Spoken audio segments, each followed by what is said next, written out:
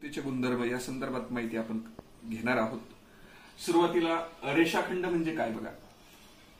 दोन बिंदू आहेत ए आणि बी। या दोन बिंदूंच्या दरम्यानचे सर्व बिंदू यांचा संयोग संच म्हणजेच रेषाखंड एबी असतो। म्हणजे काय बघा, ए आणि बी हे दोन बिंदू आहेत। ए आणि बी ह्या दोन बिंदूंच्या दरम्यान अनेक बिंदू आहेत। या सर्व बिंदूंच्या संयोग संचाला रेषाखंड असे म्हणतात। लक्षात घ्या मी काय सांगतो।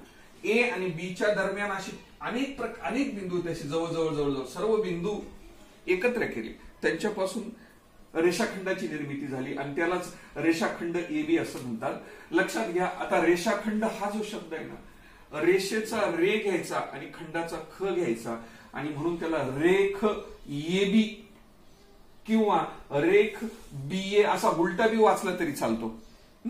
रेषाखंडाला वाचताना रेख एबी म्हणा किंवा रेख बीए म्हणा, इथं मी लिहिलेले आहे। आणि हे रेषाखंडाची जी लांबी असते ना बाळांनो, ही लांबी यालाच डिस्टन्स एबी असं सुद्धा म्हणतात किंवा लेंथ एबी असं सुद्धा म्हणतात। दोन बिंदूंमधलं अंतर म्हणजे त्या रेषाखंडाची लांबी। डिस्टन्स एबी म्हणजेच काय, दोन्ही बिंदूतलं अंतर। लेंथ एबी म्हणजेच काय, दोन्ही बिंदूतलं अंतर। म्हणजे रेषाखंडाचं अंतर जर दाखवायचं झालं तुम्हाला तर डिस्टन्स एबी किंवा लेंथ एबी असा शब्द प्रयोग केला तरी सुद्धा चालेल। मग तुम्हाला रेषाखंड समजला? ओके, आता आपण किरणाकडे जाऊया। किरण म्हणजे काय, रेख एबी, रेख एबी वरती असा एक पी बिंदू आहे। मी काय बोलतो, रेषाखंड एबी वरती एक असा पी बिंदू आहे। कसा आहे, A dash B dash P, म्हणजे बी हा बिंदू ए आणि पी च्या दरम्यान आहे। ए पी च्या दरम्यान बी बिंदू आहे, आपण शिकलो। आणि अशा पद्धतीचा जो तयार होतो, जी आकृती तयार होती त्याला किरण असं म्हणतात। त्याला काय म्हणतात, किरण एबी। बघा, एक गोष्ट लक्षात ठेवा, रेषाखंडामध्ये आणि किरणामध्ये काय फरक आहे। रेषाखंडाच्या एका टोकाला बाण आहे आणि एका टोकाला बाण नाही। जिथून ज्या टोकाला बाण नाही त्या बिंदूला आरंभ बिंदू असं म्हणतात।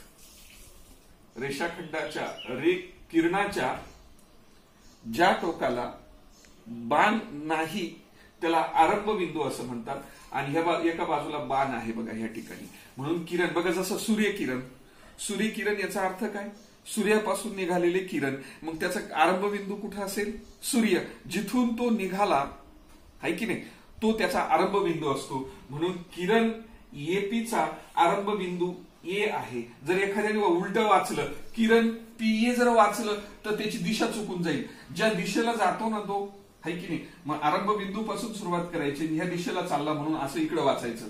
इकडे जर वाचाल तुम्ही तर त्याची दिशा ह्या बाजूला असली पाहिजे, मग हा बाण इकडे होऊन जाईल त्याचा, आहे की नाही। ही गोष्ट आपण या ठिकाणी लक्षात घ्यायची। त्याच्यानंतर रेषा बघू आपण, तिसरा रेषा। रेषा म्हणजे काय, दोन किरणांचा इथे सुद्धा संयोगच आहे, परंतु ते किरण कसे विरुद्ध दिशेला। बघा, हा आरंभ बिंदू जर आपण विचारात घेतला तर ह्या दिशेला एक किरण गेला आणि ह्या आरंभ बिंदूच्या ह्या दिशेला एक किरण गेला आणि दोन्ही किरण एकत्र आल्यानंतर रेषेची निर्मिती झाली। म्हणजे समान किरणाचा जो विरुद्ध संच असतो, विरुद्ध किरण असतो, एका किरणाचा विरुद्ध किरण आणि दोन्हींचा जो संयोग तयार होतो त्या संयोगापासून रेषेची निर्मिती होते। आणि म्हणून रेषा बीसी किंवा रेषा सीबी आपण कसंही वाचलं तरी चालेल। रेषेच्या दोन्ही टोकाला बाण असतात, हे विसरायचं नाही।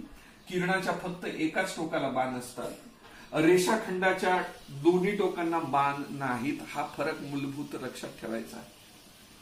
आणि त्यातल्या त्यात ही रेषा एबीची जी लांबी विचारली ही अमर्याद आहे। रेषेची लांबी सांगू शकत नाही आपण, रेषाखंडाची लांबी मात्र आपल्याला सांगता येईल, पण किरणाची आणि रेषेची लांबी अमर्याद असते, ती आपल्याला सांगता येत नाही। पण रेषाखंड हा मर्यादित लांबीचा असतो, या दोन टोकामधलं अंतरच असतं, इथे मात्र दोन टोकातलं अंतर घेता येत नाही आपल्याला, हा मूलभूत फरक आहे। आता एकरूप रेषाखंडाकडे जाऊया आपण। एकरूप रेषाखंड म्हणजे काय, बघा, ज्या दोन रेषाखंडांची लांबी समान असेल अशा रेषाखंडांना एकरूप रेषाखंड असे म्हणतात।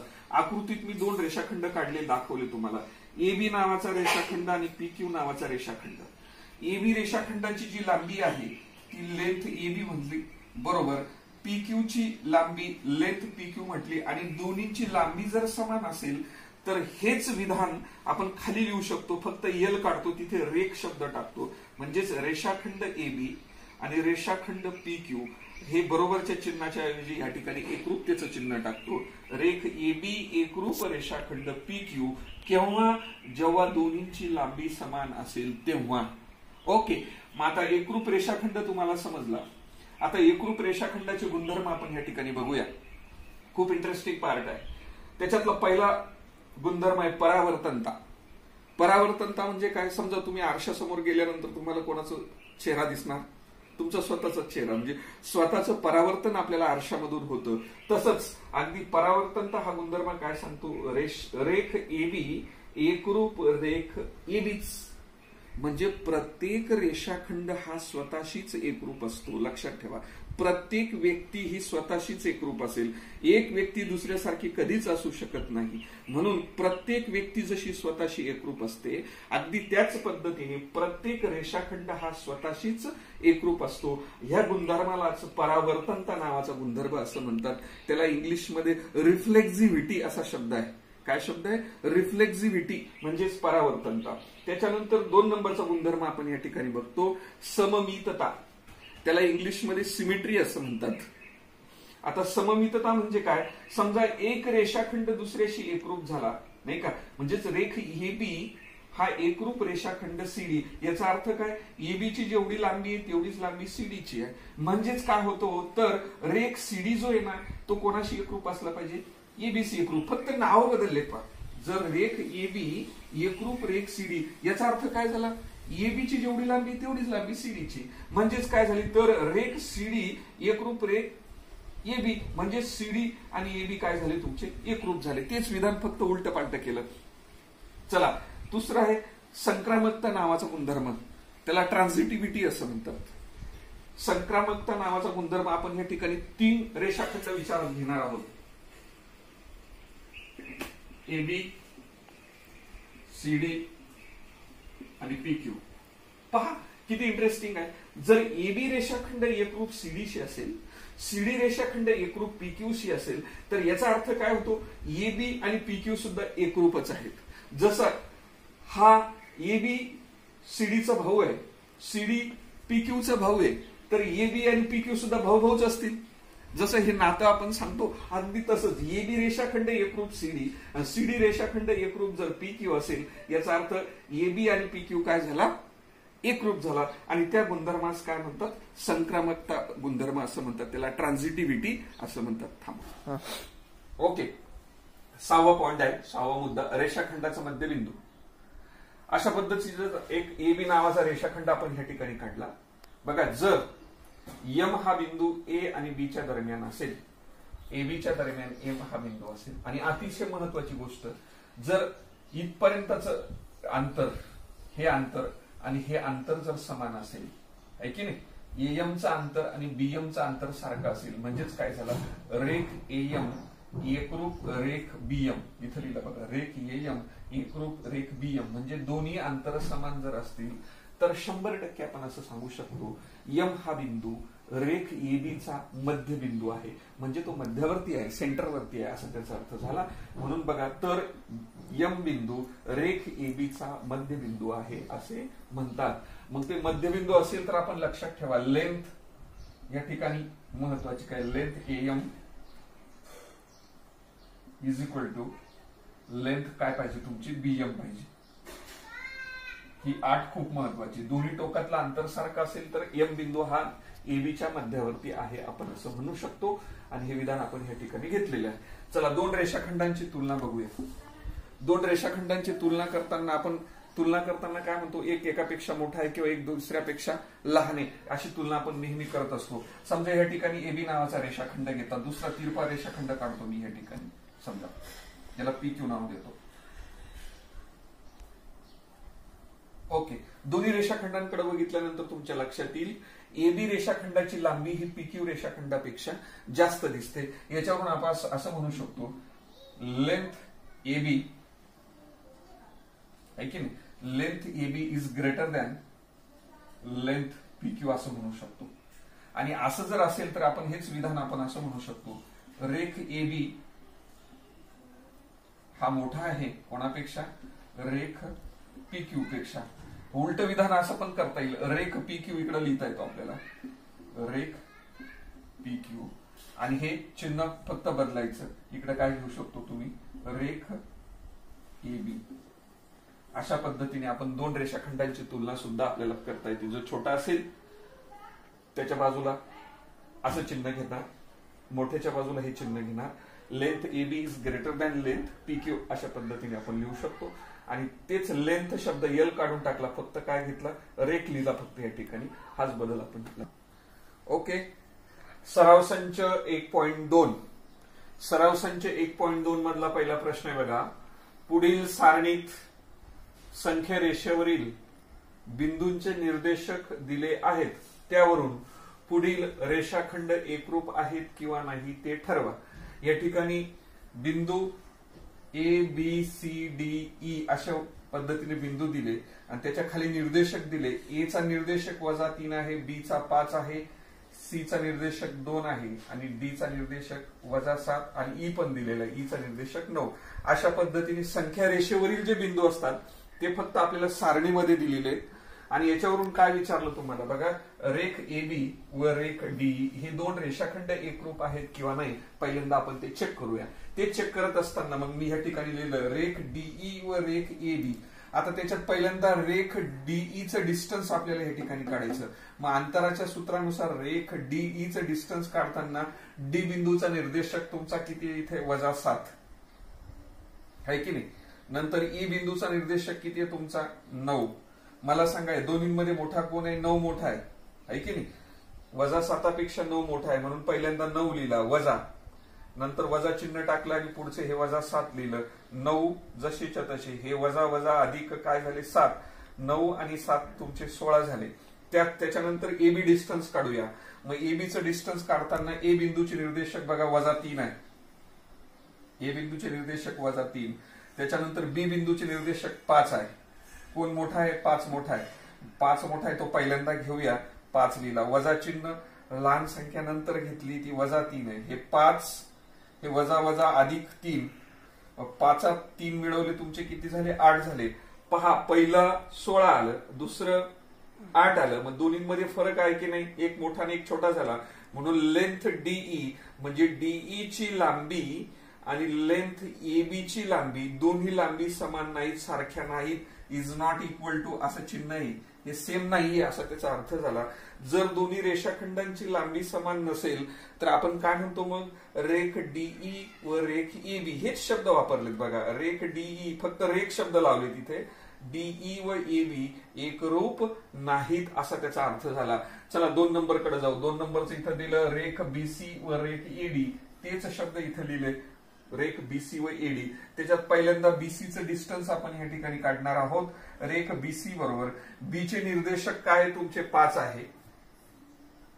त्याच्यानंतर C बिंदूचे निर्देशक तुमचा 2 आहे. मग कोण मोठा आहे, 5 मोठा आहे.